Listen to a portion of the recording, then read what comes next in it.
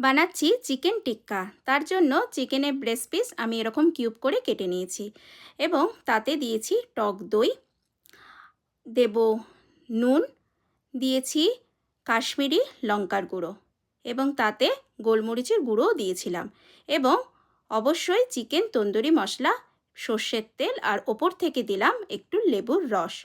এটাকে ভালো করে হাত দিয়ে মেখে ম্যারিনেট করে রেখেছিলাম আধা ঘন্টা।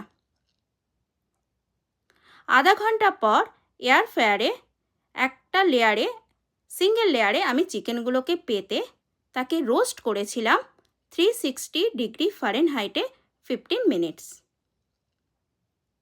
ঠিক 15 মিনিট পর আমার চিকেন টিক্কা কিন্তু একদম রেডি ফর সার্ভ।